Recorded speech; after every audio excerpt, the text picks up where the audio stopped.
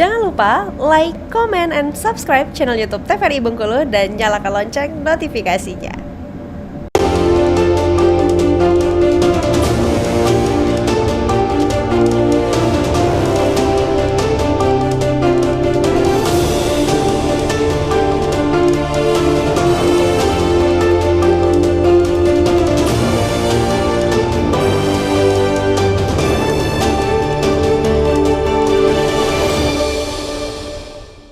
Terima kasih pemirsa, Anda masih setia bersama kami di Berendo. Kita masih bersama dua narasumber kita, Bang Rizky dan juga Mbak Shirley. Jadi kita sudah berbincang panjang tentunya ya perihal Duta Kreator ini, tapi terasa kita sudah di segmen akhir ini Mbak ya.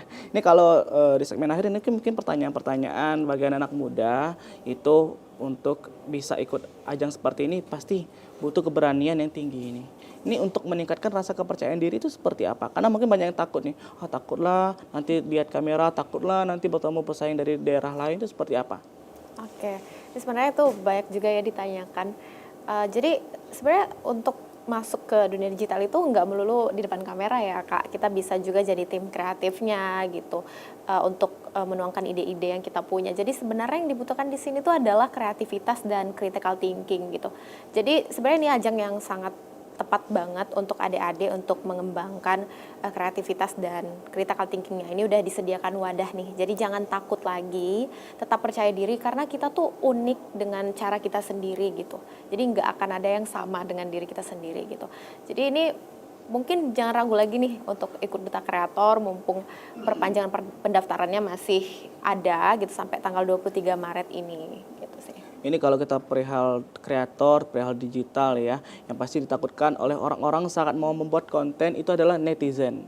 Ini netizen tentunya ada banyak sekali nanti. Ini untuk mempersiapkan nanti Duta Kreator ini untuk bisa tahan banting, juga siap nih untuk menghadapi kritikan-kritikan dari berbagai pihak itu seperti apa? Ya makanya itu tadi kan kita butuh berpikir kritis gitu ya Kak. Mungkin untuk mencapai hal itu nanti akan ada pembinaan gitu ya dari konten kreator yang sudah expert di bidangnya untuk memberi pembekalan gitu terkait apa saja sih yang akan dihadapi oleh adik-adik generasi muda ini saat menjadi konten kreator gitu.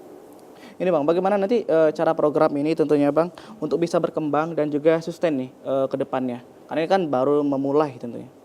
Oke, jadi tentunya kita sekarang masih membuat model gimana Duta Kreator ini berjalan gitu. Makanya kita cari-cari gimana sih Duta Kreator ini dikenal secara luas oleh masyarakat, oleh para calon peserta gitu. Makanya kita buat kegiatan-kegiatan promosi yang ya cukup luar biasa gitu. Sehingga hal-hal ini yang akan menjadi template ke depannya gitu, standarisasi ke depannya. Sehingga Duta Kreator dimanapun dijalankan, ya kita harus mengikuti standarisasi ini gitu.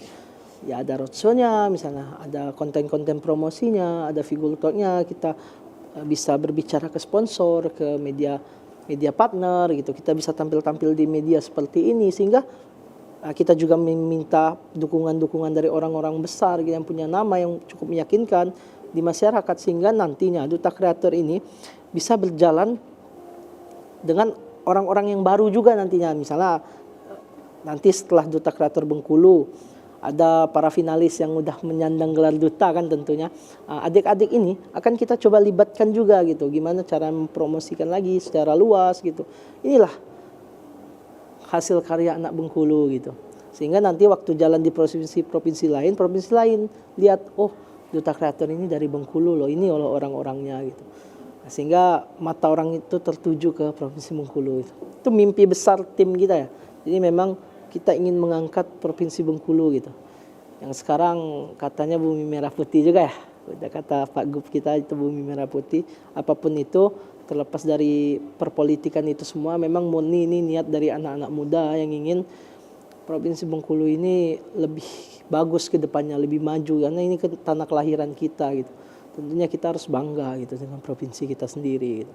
Ini nanti ke depannya setelah terpilih, setelah mereka selesai malam puncak, ya apakah akan ada terus nih coaching sessionnya buat belajar monitoring teman-teman yang mungkin sudah terpilih? Karena nggak mungkin rasanya mereka cukup belajar dalam waktu yang singkat ya Mbak ya.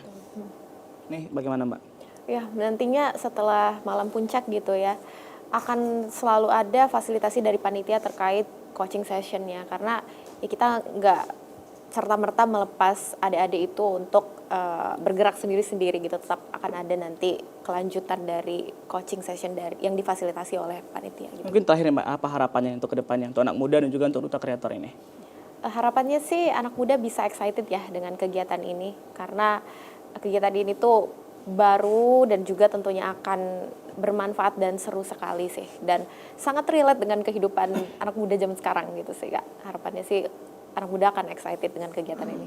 Nih, untuk abangnya Bang, boleh Bang dikasih pesan-pesan nih ke anak muda agar bisa terus mengembangkan kreativitasnya, terutama bisa bergabung juga di duta kreator ini. Oke, tentunya ya untuk semua yang menonton acara ini ya, baik itu dari kalangan dewasa, anak-anak, ataupun siapapun itu, ya mengutip kata-kata dari Buya Hamka, jika diam adalah pilihan, maka perubahan adalah kemustahilan. Gitu.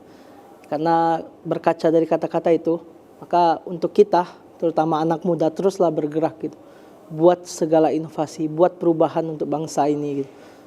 Untuk ruang lingkup kecil gitu, untuk provinsi atau ruang lingkup kecil lagi untuk daerah sekitar kita atau untuk diri kita sendiri gitu.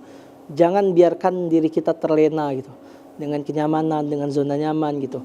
Duta Kreator akan mengajarkan kita untuk terus bergerak gitu, terus maju gitu. Kita mempunyai lingkungan yang produktif, yang positif tentunya. Ekosistem yang ingin kita bangun adalah untuk perkembangan kita sendiri. Jadi bukan hanya lingkungan kita yang baik, tapi kita juga akan ikut baik gitu.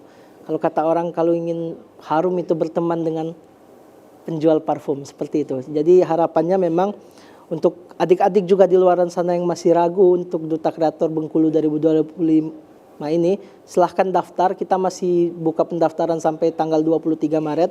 Ini kesempatan terakhir untuk gabung ke keseruan kita. Semoga nanti yang ragu dengan menonton acara ini lebih yakin gitu bahwa Duta Kreator Bengkulu 2025 ini bukan agenda yang ecek-ecek gitu. Kita punya visi besar di sini, kita punya mimpi besar di sini. Kita akan mewujudkannya bersama-sama gitu. Luar biasa sekali. Ini tentunya harapan kita ke depan Duta Kreator ini bisa berkembang lagi ya, bisa tercapai juga untuk bisa di tingkat nasional tadi. Terima kasih kepada Bang Rizky dan juga Mbak Sherly hari ini sudah memotivasi juga anak muda. Semoga ke depan Duta Kreator bisa terus berkembang dan juga kontribusi besar tentunya untuk Provinsi Bengkulu. Pemirsa di rumah, kreativitas bukan sekedar bakat saja, tapi keberanian untuk melihat dunia dengan cara berbeda dan juga berani mengekspresikannya. Luar biasa perbincangan kita hari ini di Berendo. Semoga pembicaraan kita hari ini bisa menginspirasi pemirsa di rumah dan mungkin yang masih ragu untuk mengikuti Duta Kreator ini mungkin bisa bergabung tentunya di Duta Kreator. Dan akhirnya saya Randy Supriyadi mewakili kerabat kerja yang bertugas mohon pamit undur diri. Terima kasih dan sampai jumpa.